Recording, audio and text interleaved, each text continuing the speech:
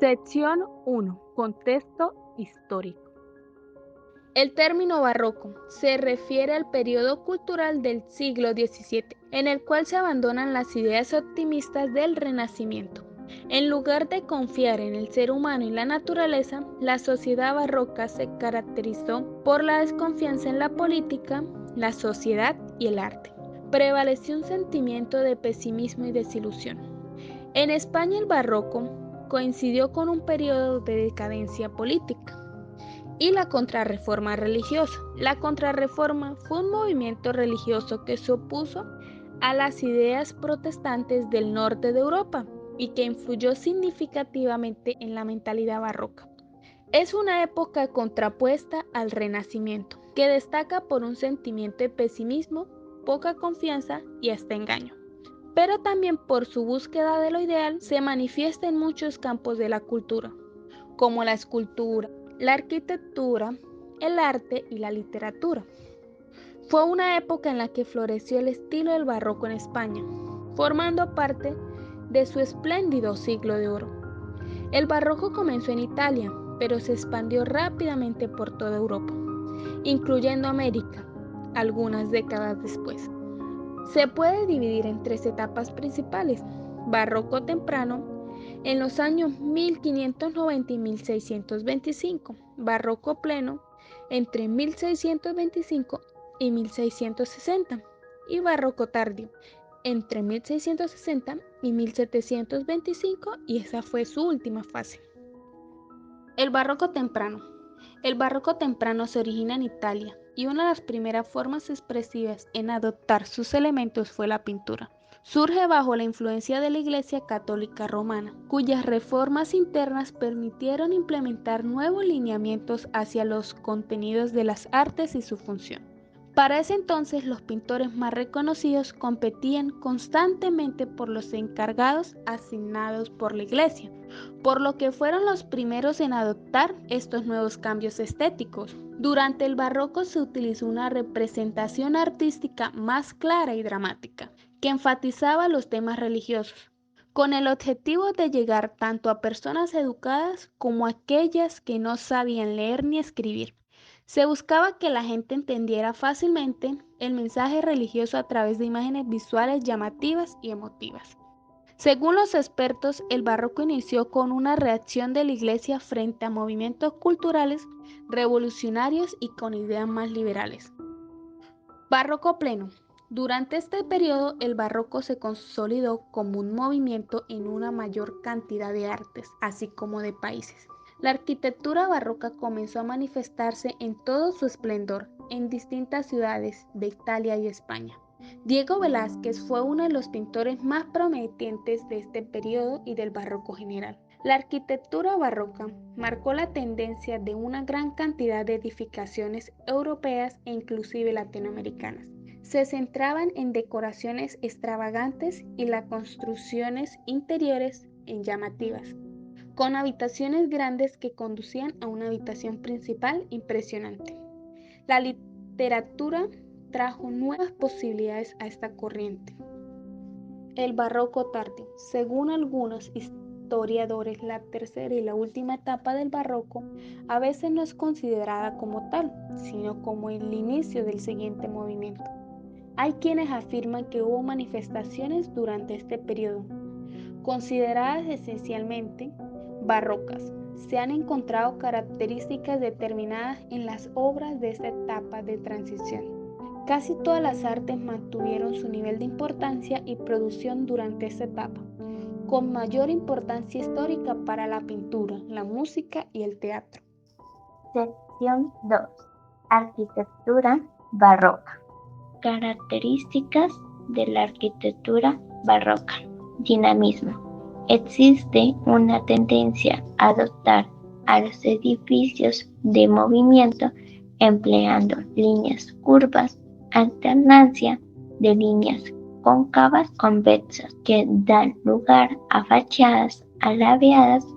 Es una arquitectura que le gusta de los fuertes contrastes: recta, curva, claro, oscuro, cerca, lejos, en las perspectivas, etc. Empleo de las formas clásicas transformadas. Se siguen utilizando muchos elementos clásicos, pero con un tratamiento diferente: frontones quebrados, entablamentos quebrados, columnas clásicas pero no adosadas, con volumen pleno, y columnas salomónicas muy dinámicas con fuste retorcido que asciende en sentido helicoidal. Se prefiere el óvalo al círculo. Abovedamientos cupuliformes. Se emplean bóvedas y cúpulas como cubiertas, pero es frecuente que las cúpulas sean ovaladas. Profusión de elementos decorativos. Se emplean muchos los relieves que refuerzan el contraste ya citado de claro a oscuro. Dentro de esta decoración en relieve destacan los elementos botánicos y las placas rectangulares. Sección 3. Pintura barroca. La pintura barroca presenció el nacimiento de un nuevo género de la pintura, como son los bodegones, vanitas y cuadros constructivistas, que enriquecen la iconografía religiosa heredada del medioevo. Se caracterizó por la búsqueda del realismo a través del efectismo. Los traspantojos son comunes y de una cierta teatralidad. La luz y el color pasaron a ser grandes protagonistas, encargados de producir la profundidad y la perspectiva, más que una línea y el trazo. Las formas fueron particularmente abundantes, como sucedió en todas las artes del barroco, y las pinturas se llenaron de volumen y de detalle, en lo que para muchos constituyó el dominio total de las técnicas de la pintura, tanto con óleo como el fresco. La pintura barroca italiana. La pintura barroca italiana aspiró a una ruptura con el estilo manierista, imperante durante el siglo XVI, mal visto en la época barroca. Dos grupos de pintores emprendieron esa tarea. Por un lado, maquiavélico Médicis de Caravaggio y el naturalismo, y por otro, los hermanos Ludovico Agostino y Aníbal Carracci. El barroco fue prodigio en grandes figuras artísticas que dejaron su marca para siempre en la pintura. Algunos que destacan en este ámbito son Caravaggio, genio italiano del naturalismo, nacido en Milán, generó una escuela propia con su influencia, el caravaggismo. Algunas de sus obras más famosas son La vocación de San Mateo en 1600, Judith y Olófemes en 1599. Rubens, nacido en la actual Alemania en 1577, fue el máximo exponente de la escuela flamenca del barroco, del cual se conocen hoy casi 9000 dibujos realizados a mano alzada. Algunos de sus cuadros más célebres son Las Tres Gracias de 1639, La Elevación de la Cruz en 1611. Rembrandt, pintor y grabador holandés, nacido en 1606, cuya obra aparece en la llamada Edad de Oro. Su vida trágica y de ruina económica no le impidió desarrollar una extensa y poderosa obra, entre las que destacan los cuadros La tormenta en el mar de Galilea de 1633, El rapto de Europa de 1632. Velázquez, el máximo exponente pictórico del barroco español. Diego Velázquez, nacido en Sevilla en 1599 y es considerado un maestro universal de la pintura. Sus obras más célebres son La Meninas en 1656, La Fábula de Aracne en 1657, El Triunfo de Baco en 1628. Sección 4. Escultura barroca. Así como la pintura, la escultura barroca aspiró a representar el cuerpo de manera natural, sin juzgarlo ni idealizarlo, y se identificó con el espíritu de tendencias católicas y religiosas, sin despreciar los motivos mitológicos grecorromanos. También se integró mucho a la arquitectura y al urbanismo, sirviendo para la planificación de plazas, jardines y otros ambientes públicos y privados. La escultura barroca se tiene una personalidad expresiva, ornamental, dinámica y principalmente se utilizaban para decorar edificios religiosos, palacios y algunos espacios públicos. Los escultores de esa época evitaban hacer figuras simétricas, en cambio añadían más detalles a la ropa para que se viera más realista y usaban una técnica llamada contrapuesto para crear el contraste de la luz, lo que hacía que las esculturas transmitían emociones más intensas y parecían estar en movimiento.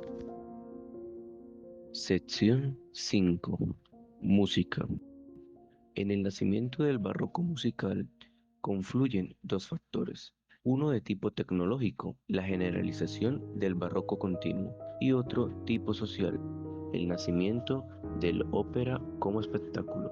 El bajo continuo es un sistema de cifrado armónico que permite simplificar la escritura instrumental y liberar a la voz principal de las servidumbres del contrapunteo, reduciendo ahora un simple acompañamiento.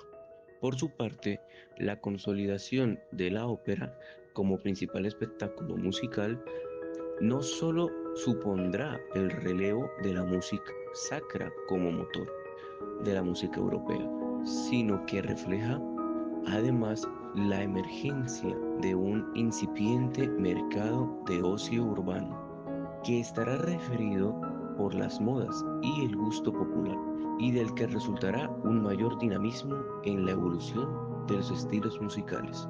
La música acompañó en todo momento los profundos cambios experimentados en la sociedad y la cultura. El arte barroco fue la época del virtuoso musical, con grandes intérpretes como enormes desarrollos en la orquesta y de las técnicas de construcción de instrumentos, consecuencia del relacionismo científico que denominó el pensamiento de la época. La música barroca redujo todos los modos musicales eclesiásticos a solo dos, el modo mayor y el modo menor.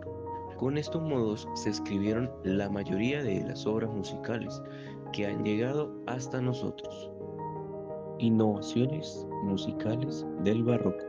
La invención del bajo continuo y el desarrollo de la ópera ejercerán una gran influencia en el desarrollo de las instrumentales a lo largo de la era barroca. El bajo continuo permitirá a los instrumentos melódicos como el violín a desarrollar un repertorio solista específico basado en la monodía acompañada y liberando de las ataduras del paradigma polifónico basado en la glosa de las obras polifónicas. La sonata cumplirá un papel esencial en un ámbito liderado por los violinistas italianos, que se extenderá el nuevo género por toda Europa. La dependencia de la música instrumental con respecto a la ópera no se limitará a los aspectos técnicos, pues toda una estética de los afectos la ligará a la corriente retórica encarnada por el teatro musical.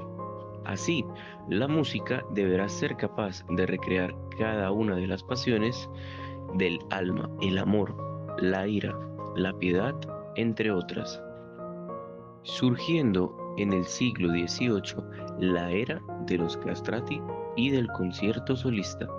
Coincide con el desarrollo de un nuevo estilo de ópera, la ópera napolitana, orientada al espectáculo y basada en el imperio de las voces, de las primeras Prudhon y los castrati. El empuje de este nuevo género se convertirá pronto, bajo la denominación de ópera seria, en la marca operetista que denominará Europa, prácticamente hasta la Revolución Francesa. Este cambio estilístico puede observarse también en los géneros orquestales y solistas, que trasladarán al medio instrumental un empuje y sentido del espectáculo similar a los de la ópera seria.